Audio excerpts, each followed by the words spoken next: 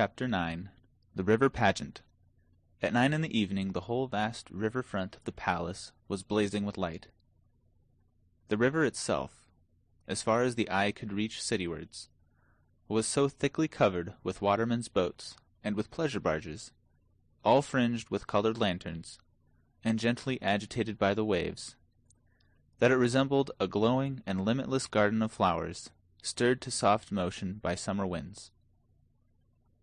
The grand terrace of stone steps leading down to the water, spacious enough to mass the army of a German principality upon, was a picture to see, with its ranks of royal halberdiers in polished armour, and its troops of brilliantly costumed servitors flitting up and down, and to and fro, in the hurry of preparation.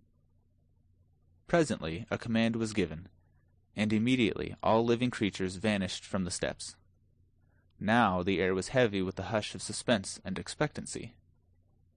As far as one's vision could carry, he might see the myriads of people in the boats rise up, and shade their eyes from the glare of lanterns and torches, and gaze toward the palace. A file of 40 or 50 state barges drew up to the steps. They were richly gilt, and their lofty prows and sterns were elaborately carved. Some of them were decorated with banners and streamers, some with cloth of gold and arras embroidered with coats of arms, others with silken flags that had numberless little silver bells fastened to them, which shook out tiny showers of joyous music whenever the breezes fluttered them. Others of yet higher pretensions, since they belonged to nobles in the prince's immediate service, had their sides picturesquely fenced with shields gorgeously emblazoned with armorial bearings. Each state barge was towed by a tender. Besides the rowers, these tenders carried each a number of men-at-arms in glossy helmets and breastplate, and a company of musicians.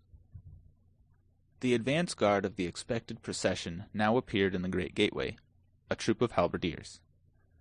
They were dressed in striped hose of black and tawny, velvet caps graced at the sides with silver roses, and doublets of murrey and blue cloth, embroidered on the front and back with the 3 feathers, the prince's blazon, woven in gold.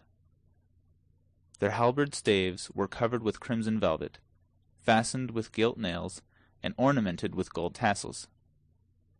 Filing off on the right and left, they formed 2 long lines, extending from the gateway of the palace to the water's edge.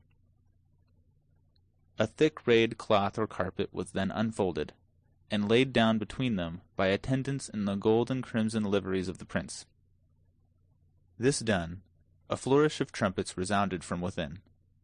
A lively prelude arose from the musicians on the water, and 2 ushers with white wands marched with a slow and stately pace from the portal. They were followed by an officer bearing the civic mace, after whom came another carrying the city's sword. Then several sergeants of the city guard, in their full accoutrements, and with badges on their sleeves, then the Garter King-at-Arms, in his tabard, then several knights of the Bath, each with a white lace on his sleeve, then their esquires, then the judges, in their robes of scarlet and coifs, then the Lord High Chancellor of England, in a robe of scarlet, open before, and purfled with miniver, then a deputation of aldermen, in their scarlet cloaks, and then the heads of the different civic companies in their robes of state.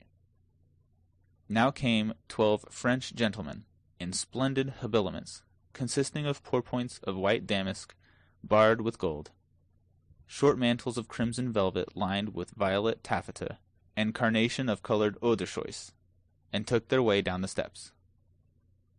They were of the suite of the French ambassador, and were followed by the 12 cavaliers of the suite of the Spanish ambassador, clothed in black velvet, unrelieved by any ornament. Following these came several great English nobles with their attendants. There was a flourish of trumpets within, and the prince's uncle, the future great Duke of Somerset, emerged from the gateway, arrayed in a doublet of black cloth of gold, and a cloak of crimson satin flowered with gold, and ribboned with knits of silver. He turned, doffed his plumed cap, bent his body in a low reverence, and began to step backward, bowing at each step. A prolonged trumpet blast followed, and a proclamation, Way for the high and mighty, the Lord Edward, Prince of Wales. High aloft on the palace walls a long line of red tongues of flame leapt forth with a thunder crash. The mast whirled on the river burst into a mighty roar of welcome. And Tom Canty, the cause and hero of it all, stepped into view and slightly bowed his princely head. He was magnificently habited in a doublet of white satin, with a front piece of purple cloth of tissue, powdered with diamonds and edged with ermine. Over this he wore a mantle of white cloth of gold, pounced with the purple feathered crest and lined with blue satin, set with pearls and precious stones, and fastened with a clasp of brilliants. About his neck hung the Order of the Garter, and several princely foreign orders. And wherever light fell upon him, jewels responded with a blinding flash. O Tom Canty, born in a hovel, bred in the gutters of London, familiar with rags and dirt and misery, what a spectacle is this!